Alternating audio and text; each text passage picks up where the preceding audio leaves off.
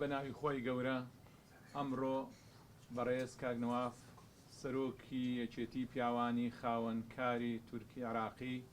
کە سەردانی شاری سلێمانی کردووە و هاتوۆتە بارەگای یەکێتی هاوردە و نانکارانی هەرێمی کوردستان بە مەبەستی ئەوەی کەوە ئەم وەفدە بازرگانەی وڵاتی تورکیا لە مێرسین کە هاتوونەتە هەرێمی کوردستان ئەیانەوێ لە چەند ڕوویەکەوە پەیوەندی بازرگانیەکانیان لەگەڵ هەرێمی کوردستان بەهێز بکەن و یەکێ لەوانە ئەیانەوێ ئاڵوگۆڕی بازرگانی نێوان هەرێمی کوردستان و وڵاتی تورکیا زیاد بکەن کە ئەم ساڵ قەبارەی چەند بووە ساڵی ئایندە بتواندرێ قەبارەکەی زۆر زیاتر بکرێت و دووەمیان ئەوەیەکەوە بەڕێزیان هاتوون لە نزیکەوە لەگەڵ ئێمە دانیشتنەکەن و بانگێشتمانەکەن بۆ شاری مێرسین لە مانگی 5 کۆنفرانسێکی گەورە ئەکرێ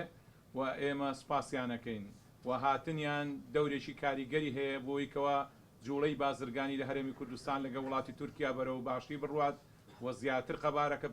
بەرز بێتەوە و لەگەڵ ئەوەشدا بتواندرێ پەیوەندیەکانمان زیاتر بەتین بکەین و بەڕێز کاگنەواف سەردانەکانی بەردەوامە لەگەڵ هەرێمی کوردستان و مێرسین لەگەڵ هەرێمی کوردستان ئاڵوگۆڕە بازرگانیەکانی بەردەوامە و لەگەڵ ئەوەشدا ئێمە هەوڵ ئەدەین پەیوەندی بازرگانیەکانی هەرێمی کوردستان لەگەڵ وڵاتانی دەرەوە زیاتر بەهێز بکەین بە تایبەتی لەگەڵ وڵاتە دراوسێکان وڵاتی جمهوری تورکیا و وڵاتی جمهوری ئیسلامی ئێران و ئێمە خۆشحاڵین کە ئەمڕۆ ئەم وەفدەی وڵاتی تورکیا لە شاری مێرسینەوە هاتوونە تا هەرێمی کوردستان بۆ ئەوەی کەوا بتواندرێ بەیەکەوە پەیوەندیەکان زیاتر بەهێز بکەین و لەگەڵ ئەوەشدا بتوانین و بەرهێنان لە هەرێمی کوردستان بەرەو پێشەوە بڕوە و ئەمان ئەیانەوێ لە نزیکەوە لەگەڵ کارخانەکانیش وتوێش بکەن بتوانن هاوشێوەی کارخانانەی وڵاتی تورکیا لە هەرێمی کوردستان دادا بمەزرێ و بتوانین ئێمە لە هەرێمێکی بەکاربەرەوە ببین بە هەرێمێکی وەبەرهێنەر چونکە بەڕاستی هەرێمی کوردستان تا ئێستا بەکاربەرە هەر کاڵای دەرەکی دێ بەڵام لەمە دووە ئێمە خۆناغی ترمان هەیە بتوانین هەرێمی کوردستان بکەین بە هەرێمێکی وەبەرهێنەر چونکە ئێمە هەرێمی کوردستان خاکێکی بە پیت و بەرەکەتی هەیە لە بواری کشت و کاڵدا و لە بواری پیشەسازیشدا ئێمە دەورێکی کاریگەرمان هەیە ئەتوانین بەرەو پێشەوەی بەرین و ئەو کارخانانی کە هەیە ئێستا زیاتر بتواندرێ هاوکاریان بێ حکوومەتی هەرێمی کوردستان بۆ ئەوەی کەوا بتوانن کارخانەکان بەرهەمیان زیاتر بکەن و بتوانن کارخانەی تریشدا بمەزرێنرێ بە کارخانەی استراتیژی لە هەرێمی کوردستان پێویستمانە بتوانین بەرهەمی خۆماڵی خۆمان بەرهەم بێنین بتوانین ئەو بەرهەمە بۆ ناو هەرێمی کوردستان و عێراق زیاتر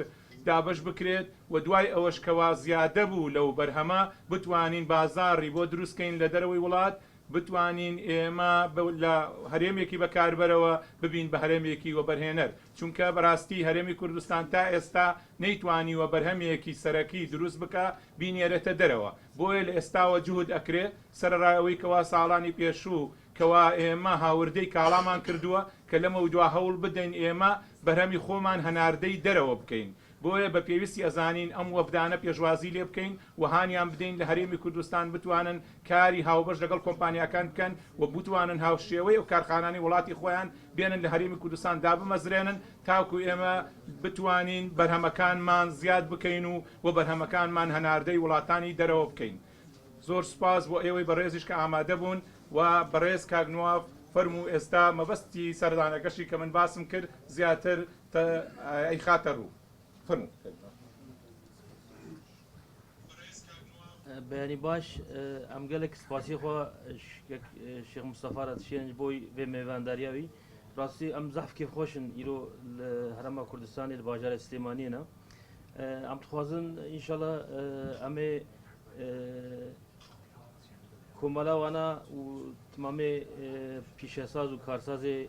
هەرەما کوردستانی و عێراقێ ئەم داوەتی مێرسینێتکن ئینشەڵە لە مانگە پێنجا لە مێرسینێ لوتکایەکە مەزنم پێتکن هەم وەزیری کوردستانی ڕئیسی کوردستانی ڕئیسی تجارەتی و پیشەساز و کارساز ئینشەڵە وەرن بەرین هەمە پێنج لوتکە شێکردن دۆ مێرسینێ یەک لە ئیزمیرێ و یەکژی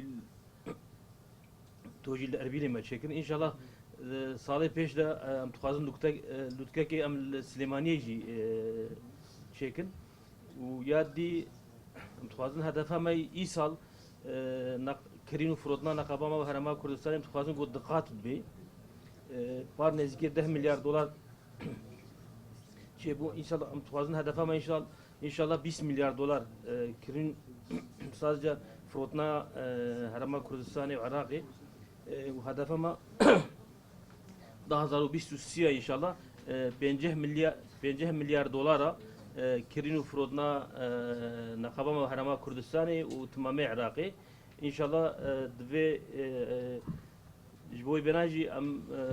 xebata me çê dibê hem herêma Kurdistanê hem timamê Iraqê û timamê Tirkî jî em dîsa spasiyê xwe şikek Şêx Mustefa re tişêrin ji bo vê mêvandariya wî ne û em xizmeta herêma Kurdistanê û xizmeta Iraqê de ne û xizmeta Tirkî de ne ji bo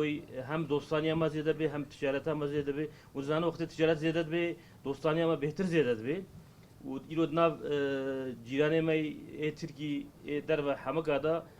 ticareta me ya mezin bi herêma Kurdistanê û bi Iraqê re ya înşallah em dixwazin guhê ev na hê pêştir jî şêbê karsaz û pîşesazê me hem werin herêma Kurdistanê û hem herina bajarê Iraqê dî jî em dixwazin got li herêma Kurdistanê jî istismar yani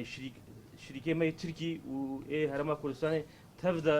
şirîkatî li vir istismarê bikin li vir fabrîqa çê bikin ji wê yekê jî em dişuxulin û dubara ez spasiyê xwe pêşkêşî we dikim mê dixweşiyê de roj baş. دەست خۆش کاک شێخ سەبارەت بە ئاماری ساڵی ڕابردوو یەکێتی هاوڵاتیان خەبارەی ئاڵوگۆڕی بازرگانی لە هەرێمی کوردستان لە چی ئاستێکا بۆ چنێ بۆ بەڵێ لە ساڵی 2021 قەبارەی ئاڵوگۆڕی بازرگانی نزیکەی 20 میلیارد دلار بوو و لەگەڵ وڵاتی تورکیا نزیکەی 10 میلیارد دلار بوو لەگەڵ وڵاتی جمهوری ئیسلامی ئێران نزیکەی 7 میلیارد دلار بوو باقی تری لە وڵاتانی تریشەوە هاوردە کراوە ئەو کاڵایانە و ساڵی 2021 زۆر باش بوو چونکە بەڕاستی لە ساڵانی ڕابردوو 2019 و 2020 بەهۆی کۆرۆناوە نەئەتواندرا بە شێوەیەکی بەرفراوان و کاری بازرگانی و جموزوری بازرگانی هەرێمی کوردستان لەگەڵ وڵاتان بکرێ ئەوە حتمما لەگەڵ وڵاتانی جیهانیش هەر ئەوانیش بە شێوەیەک لەبەر کۆرۆنا نەئەتواندرا ئاڵوگۆڕە بازرگانیەکانی خۆیان بە شێوەیەکی بەرفراوان بکەن. سپاس ئەگەر ڕسم دەستی ئەوەش خۆش بێت سپاس.